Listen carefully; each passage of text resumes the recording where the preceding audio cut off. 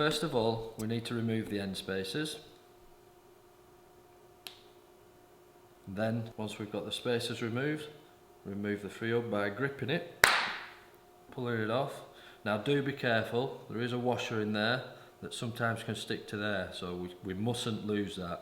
If when we reassemble it and we find that it all locks up, it may be because we haven't got that in position.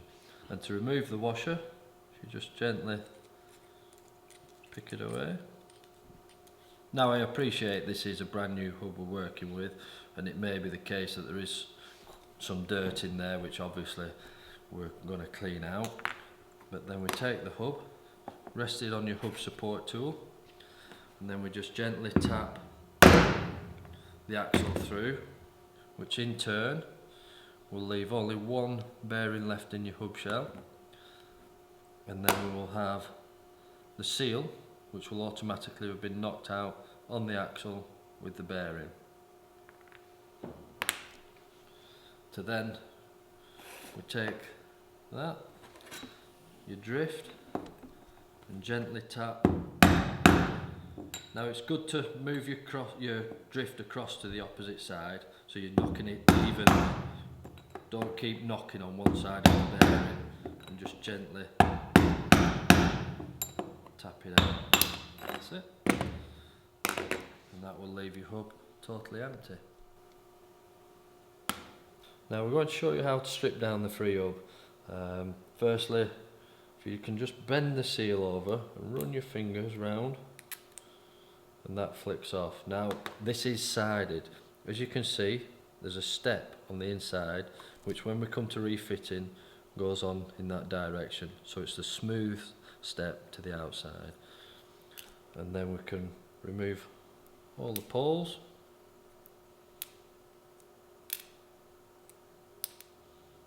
and then we can move all the springs.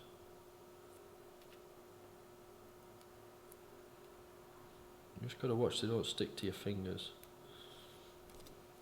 And then clean all the excess off.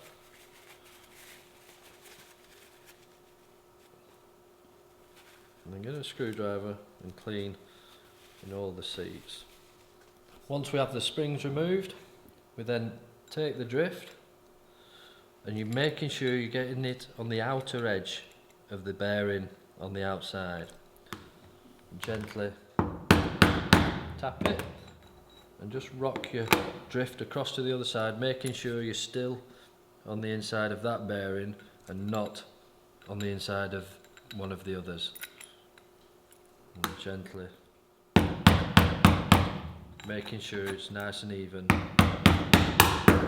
once it's out. With that, the spacer will fall out, and that will leave us with two bearings on the inside and one spacer tube. Now this is a little bit more difficult because we've got a shorter spacer tube, so there's not as much angle. But if we can then try and tap that inwards, keeping pressure on your drift, and that's locked out, and then that spacer tube. Now make sure you recognise which spacer tube comes from where, because they are different sizes, but it's the shorter one that goes into the freehub first inside. And then when you're knocking the outer bearing out, this must come in at an outside direction.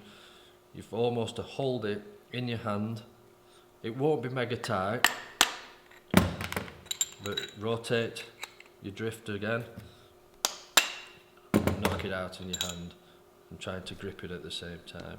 So that leaves us 3 bearings, 2 centre tubes, and your freehub.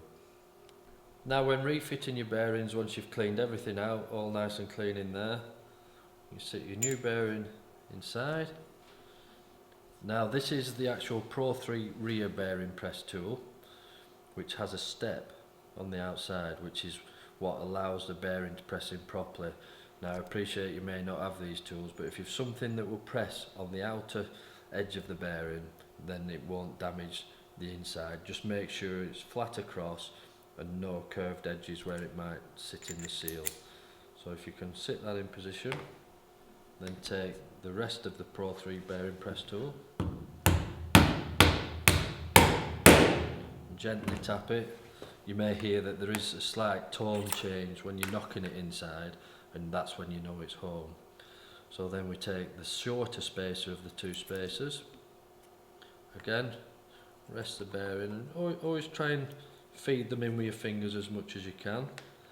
But then we just need the one tool. Again, it's the smaller diameter of the press tool that we're using, and gently tap it home. Once we've done that, just make sure you can spin everything and make sure it feels nice. Take your longer centre tube of the two and try and align it with your finger to get it central as possible. And then we take the bearing, try and just press it in to get a location on it. Then you can either use the longer tool or the opposite side of the shorter tool, and just gently tap that home. So once the bearings are in position, if you just put your finger in, just line it up. The spacer will be loose in there, and just try and get it as lined up as properly as much as possible, and then when we slide it onto the axle it makes it easier for fitting. Now we'll go to fitting the seal on. As I mentioned before, make sure the smoother edge to the outside and just work it so you can click that part in and keep following it round, and as you can see it'll just click in. One thing when you have cleaned it, make sure you've cleaned the groove out correctly, because sometimes when you spin it and you've left the grit in there, it can feel a bit naff. Then we'll take a little bit of grease,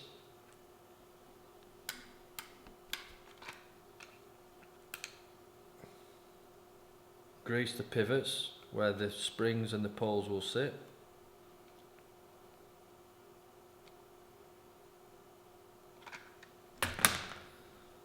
And then with the springs, we'll sit the spring in and try and follow it round and feed it in.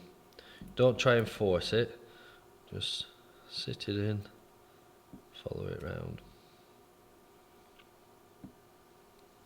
Also making sure that it's the solid piece to the outside when you're clicking it like that.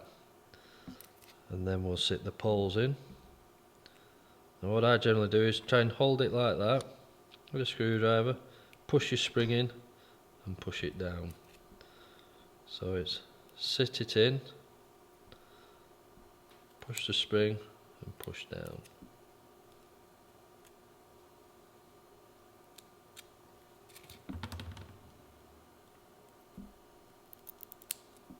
So once all those four are in position, take a bit of grease just where the spring's touching the pole and sit a bit in there, and once the spring's rubbing on the pole it helps lubricate it to keep the spring working nicely. And then run your finger around, just check each one is returning nicely, and then we're ready to assemble that on the hub once we get it built up. To remove the bearing from the axle, we just rest it gently in the vise and remove it like that. Once we've cleaned all the hub shell up, make sure everything's nice and clean both sides. We'll apply a small smear of grease. Now this just helps the bearing slide in properly. Then we rest the bearing, making sure you press it in with your fingers as much as possible. We take the tool HTT182, rest it on the bearing. Now once you've just got it there, hold it in your fingers. Make sure you're tapping it in square, don't just go full on. And then you can see that it's just sat lower than what the actual hub shell is. If you're not using our proper press tools, be careful with sockets because they're rounded on the ends and they can damage the seal. You think you're pressing on the bearing, but it can be resting on the seal, and then that may catch on the actual race inside. Once we've pressed that in, we then fit the axle, the long shaft in first, and then we rest the hub support tool in there, press this on, then we take the rest of the pressing toolkit and we gently tap that and make sure it's spinning nicely. If in some reason it may feel tight, firstly check that your bearings are pressed in correctly, and also make sure you haven't twisted the bearing or been some dirt left where the bearing seats, which might make the bearings run at an angle to each other, which can make it tight. But that's spot on, is that? Now we have the bearings and axle in place, we're going to fit the seal. Now the seal has a flat edge and a tapered edge like that. So we're going to take a small amount methylated spirits.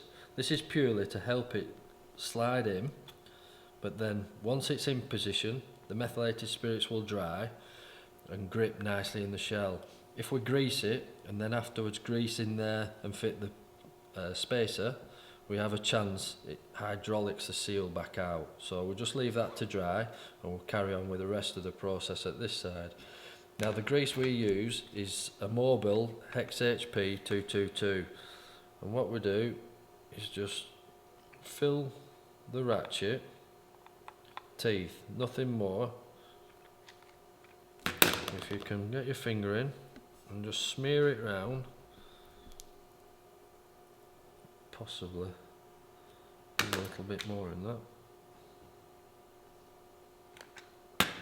And all we're trying to do is put enough in to lubricate the teeth. If you try and jam pack it, it won't allow the ratchet and pawls to work properly, so they'll end up sticking and your drive will end up skipping. Once we've got that in position, we fit the washer, push that down, and then we've got the freehub. Now once you get it somewhere near, rotate it backwards and that'll help it clip in. And then we take the tool, the seal tool, which is HTT 175, press that on there. Just use your fingers to try and make sure the seal is central, and then click it into position. If for some reason it gets twisted, generally shows up because you can't spin it. Feels good, that. Now then, try and take a small amount of grease and just put it in there, just as a little bit of extra protection, and then some in there. By now the methylated spirits will have dried. And then once we've cleaned our spacers,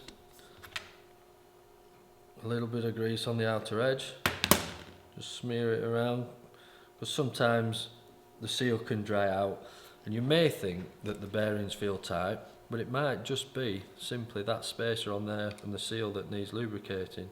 Now when you push it on, be sure you don't ram it on, or else it may push the seal out. We're just double checking, yep, that's gone in spot on, and your seal should be level with the edge there, with the flat side on the inside and the taper of the seal sitting there.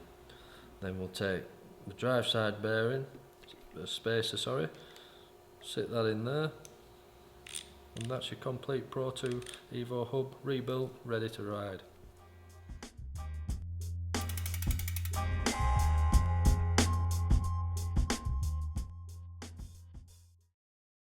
It may be that you need to change your hub spacing.